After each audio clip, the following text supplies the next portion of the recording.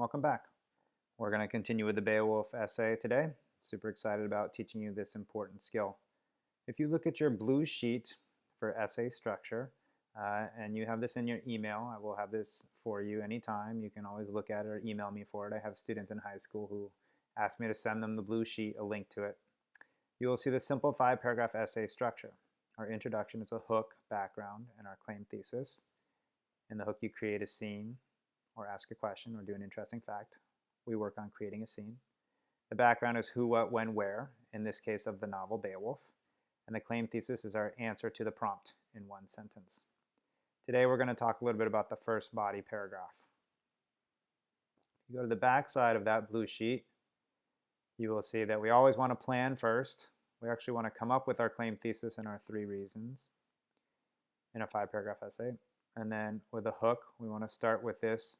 It's like 2 sentences of a moment in time with some setting and character details. And we start with imagine, and we do that. Should be from the book in this case, on topic. Then our background is a 2 to 3 sentence summary, which should include who, what, when, and where, saying what the story is called and who it's by and what it's about. And then we put in our claim thesis. Today we're going to talk about the topic sentence and the context for our evidence, and we're going to work through this eventually. So if you go to our Beowulf essay packet, you will see that we started with a brainstorm. The prompt is, good versus evil has long been a central theme in adventure tales. Robert Nye's interpretation of the legend of Beowulf is a classic story of heroes and monsters. In a 5-paragraph essay, discuss the symbolic role of good and evil in the novel Beowulf. So we need to talk about symbols and good and evil. And when we do our brainstorm, we notice that there's a whole bunch of symbols of good, there's a whole bunch of symbols of evil, but then there's also these symbols that mix the two. And luckily, that structures very well for a 5-paragraph essay where we have an introduction, first body paragraph about, second body paragraph, third body paragraph. Then you get to your claim thesis, where you say, in the novel, darkness represents evil and the light stands for good, but there are also symbols which are a mixture of both. That sort of indicates what our 3 body paragraphs are going to be about. You should have your own thesis. This is one sample that I've given. I do not want to see you write down my exact same thesis. You should have a check mark by yours and have done that one.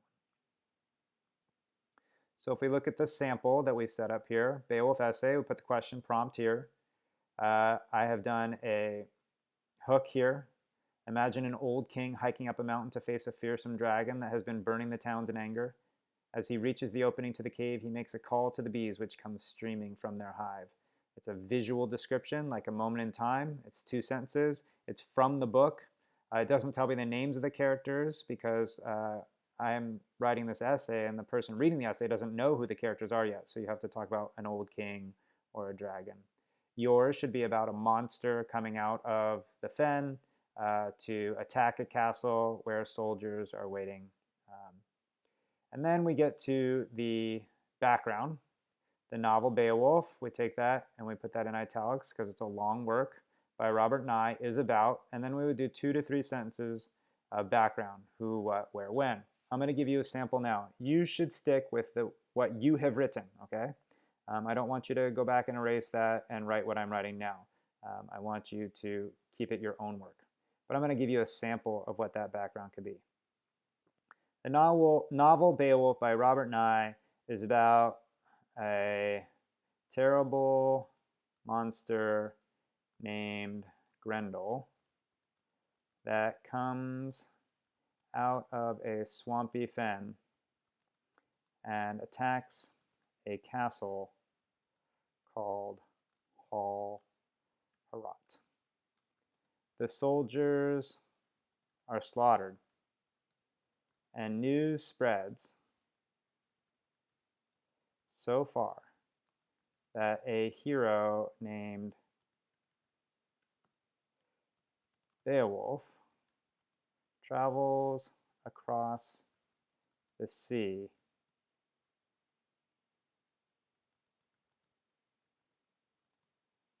to bring help. When he arrives, he faces the monster Grendel, and then Grendel's mother. In an epic battle of good versus evil. All right, so that is our background right there. Just sort of tells us who are the really important characters. That's the who. So we talk about Grendel and Beowulf, and you can mention Grendel's mother. Then we talk about who, what happens. Soldiers are slaughtered. Grendel comes out of the fen. Beowulf arrives and has a battle. When? We didn't do that. So the novel Beowulf by Robert Nye is set during medieval times in Denmark and is about a terrible monster. So now we talk about the where and when. Medieval times is when, and where is Denmark. Okay. Now we're ready for our thesis. We can go back to our essay packet. Take that right there in the novel. So this is mine.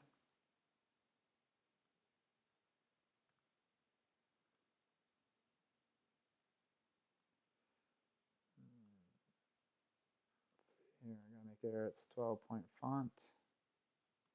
Let's see, this is Arial. So I'll go here.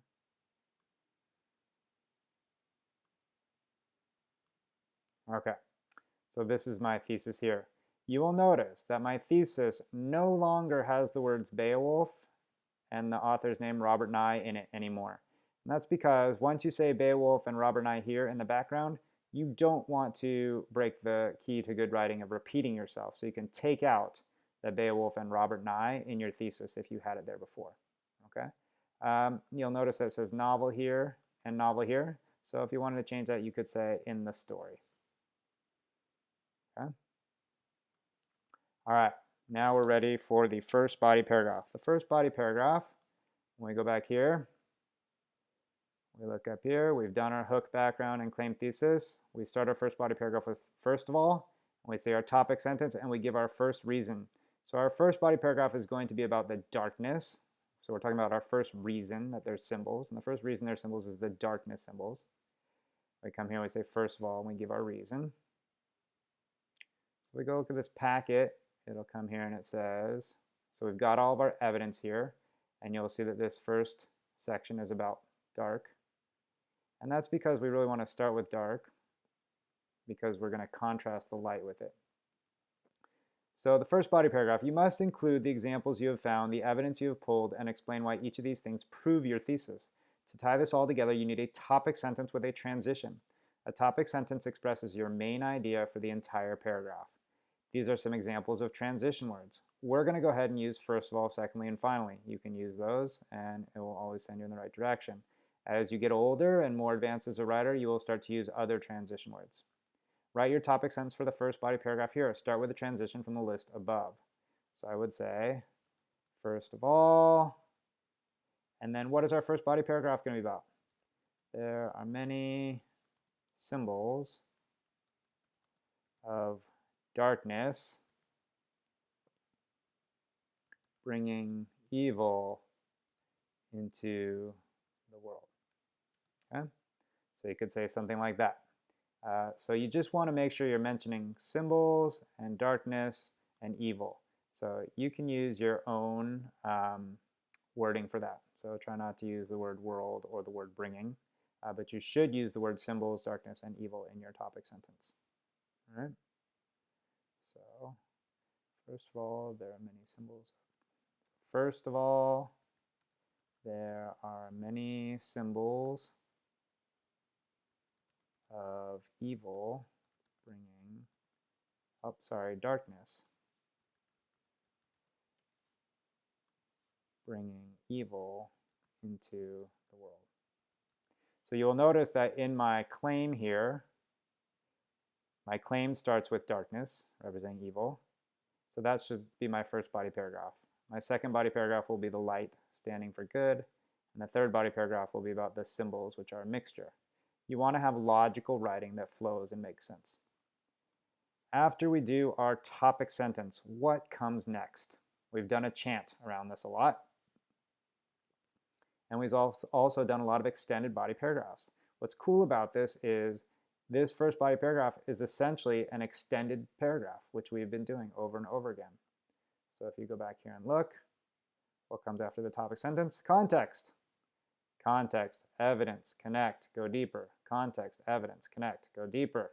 So our context, you can use any of these things. One example is when, or in the beginning of the story, or right after, or just before it says, and that can provide your context. So I want you to use one of these sentence frames. The easiest one is one example is when. And then you can use one of these later. You can go to in the middle, or right after, or just before. And if you look at this, now it is the time to write your evidence for the first body paragraph. The idea is to include 2 or 3 good examples and show how it proves your topic sentence. Follow these steps for each of your pieces of evidence. Context, evidence, connect, go deeper. Look at that. Context, evidence, connect, go deeper. You will do that for each of your quotes. Okay? So give the context in one sentence. This is sort of like coming up with a title, for example. Start the sentence with a transition. Explain where and when. One example is when Grendel's heart is described as he leaves the fen. So let's say my evidence was talking about Grendel's heart, describing Grendel's heart. That's not what our evidence is, okay? If you look at our evidence back here, we're going to talk about torches going out as Grendel comes past them, okay? But let's say our evidence was about Grendel's heart. It was a different quote, another excellent quote, but not the one we're using. We could say something like, one example is when Grendel's heart is described as he leaves the fen. So you're saying where it was and when it was. Where? Leaving the fen. When? As he leaves. Okay? And what's happening? His Grendel's heart is described. So we go back to our sample essay here, and you say, one example is when. So you need to look at your quote, which is this one right here, and you need to give me context for this quote right here. Where and when is this? Okay? Try not to use the exact words from the quote. You want to do this in your own words. Because keys to good writing is to not use exactly the same words. So what is the title for this quote? Where is it? When is it happening? So you're going to type that. One example is when. Okay, you fill in that blank, right? And then after that, after context, you give your evidence. So you fill in that blank, and then you might say something like it says, and then you can give your evidence. Or if you want, you can just put a period and give your evidence. That's fine. And then you'll go back and you'll get your evidence from that packet. So that's our first thing. And we'll put that in here. Okay. Got to make sure it is the same font. Everything's Arial and 12-point font. Okay. So we do our context, and then we put our evidence in there. We are going to talk about how we connect and go deeper later. Today, I just want to make sure you have your topic sentence, your context, and you've got your evidence in there. Tomorrow, we will analyze it by doing the connect and go deeper. All right. Have a great day.